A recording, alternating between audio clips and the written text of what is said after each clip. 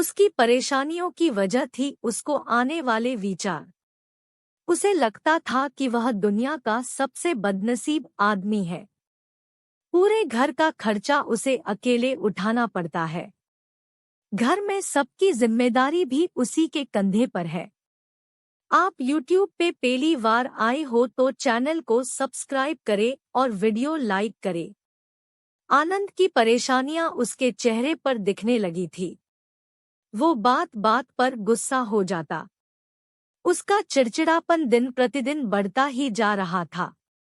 एक दिन आनंद अपने घर में ऐसे ही परेशान सा बैठा हुआ था, तभी उसका बेटा उसके पास आया और कहने लगा कि पापा, मुझे स्कूल से होमवर्क दिया गया है, क्या आप मुझे होमवर्क करने में हेल्प करेंगे? आनंद अपने बच्चे की पूरी बात सुने बिना ही उसके ऊपर गुस्सा हो गया और उसे काफी भला बुरा सुना दिया। बच्चा वहां से निराश होकर चला गया। थोड़ी देर बाद आनंद का गुस्सा शांत हुआ, तब उसे अपनी गलती का एहसास हुआ। आनंद अपने बच्चे के कमरे में गया, जहां उसने देखा कि उसका बच्चा नोटबुक में होमवर्क करते करते ही सो गया था। उसने नोटबुक उठाकर देखी, उसमें आज स्कूल से एक विषय पर पैराग्राफ लिखने के लिए दिया गया था। विषय कुछ ऐसा था, ऐसी चीजें जो पहले बुरी लगती है लेकिन होती अच्छी है। बच्चे ने एक कुछ पैराग्राफ उस विषय पर लिख लिए थे। आनंद उस नोटबुक में लिखे को पढ़ने लगा।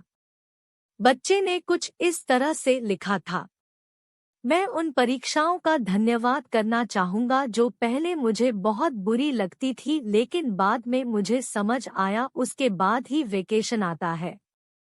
मुझे बीमारी में खाई जाने वाली सभी कड़वी दवाइयों से नफरत थी, लेकिन बाद में मैं समझ पाया कि उन्हीं दवाओं की वजह से मैं स्वस्थ हो पाता था और बाकी सभी चीजों का मजा ले पाता था। सुबह सुबह बजने वाला अलार्म मुझे अच्छा नहीं लगता था, लेकिन मैं बाद में समझ पाया उसी अलार्म की वजह से मुझे सुबह जल्दी उठने की आदत लगी और वही अलार्म ही मुझे जिंदा होने का एहसास दिलाता है। पहले मुझे मेरे पापा की डांट अच्छी नहीं लगती, लेकिन अब मैं समझ पाया हूँ उनकी डांट की वजह से ही मैं सही रास्ते पर बना रहता हूँ और अच्छे भविष्य की तरफ आगे बढ़ता हूँ। इन सभी चीजों के लिए और खासकर मेरे पापा के लिए मैं भगवान को धन्यवाद देना चाहूँगा, क्योंकि मुझे डांटने के लिए मेरे पापा तो है, मेरे दोस्त के पास तो पापा ही नहीं है। मेरे पापा ही मेरी सारी जरूरतें पूरी करते हैं। कभी कभार डांटते भी हैं तो मेरे भले के लिए। अपने बेटे के विचार उस नोटबुक पर पढ़कर आनंद गहरी सोच में पड़ गया। बेटे के लिखे हुए विचार उसके दिमाग में घूमने लगे। उसे लगा जैसे वह कई दिनों से किसी गहरी नींद में सो रहा था और यह नोटबुक पढ़ने से उसकी नींद खुल गई हो। आनंद ने पेन और नोटबुक ली और अपने विचार लिखना शुरू किए। आनंद ने लिखा कि मुझे अपने घर का सारा खर्च उठाना पड़ता है। इसका मतलब है मेरे पास एक बहुत अच्छा घर है और नौकरी भी। यह उन लोगों से कहीं बेहतर है जिनके पास घर या नौकरी नहीं है। सबकी जिम्मेदारी मुझे निभानी पड़ती है। इसका मतलब है मेरे पास अपना एक परिवार है। मतलब मैं उन सभी लोगों से ज्यादा खुश नसीब हूँ जो अकेले या अनाथ है। आनंद ऐसे ही एक के बाद एक अपनी सारी परेशानियां लिखता गया और उन परेशानियों का दूसरा पहलू जो कि पूरी तरह पॉजिटिव था।